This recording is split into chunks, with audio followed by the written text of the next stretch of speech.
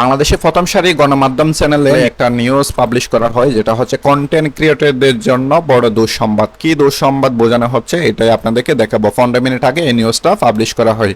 তো এখানে বোঝানো হচ্ছে কন্টেন্ট ক্রিয়েটর পরিচয়ে মোবাইলে বা ক্যামেরায় অনুমতি ছাড়া কোনো ব্যক্তির ভিডিও ধারণ করে সামাজিক যোগাযোগ মাধ্যমে প্রচার করলে দ্রুত বিচার নিশ্চিত করবে। অর্থাৎ আপনার অনুমতি ছাড়া আপনার ভিডিও যদি কেউ করে আপনার ভার্চুয়াল সামাজিক যোগাযোগ মাধ্যমে যদি পাবলিশ করে দেয়, এটার জন্য 2026 সালের সাইবার আইন অনুযায়ী আপনি 3 মাসের মধ্যে বিচার পাবেন। এটা কিন্তু আমি নিজে কিছুদিন আগে আমার আইডিতে পোস্ট করছি। এই ধরনের ফেসবুকে ব্ল্যাকমেলের শিকার হলে করণীয় কি, কিভাবে আপনি সমাধান পাবেন, আইনের সহায়তা নেবেন, এগুলো কিন্তু আমি 18 এপ্রিল অর্থাৎ এই নিউজ পোর্টালে চ্যানেল পোস্ট করার 7 দিন আগে আমি আপনাদেরকে ক্লিয়ার করলাম।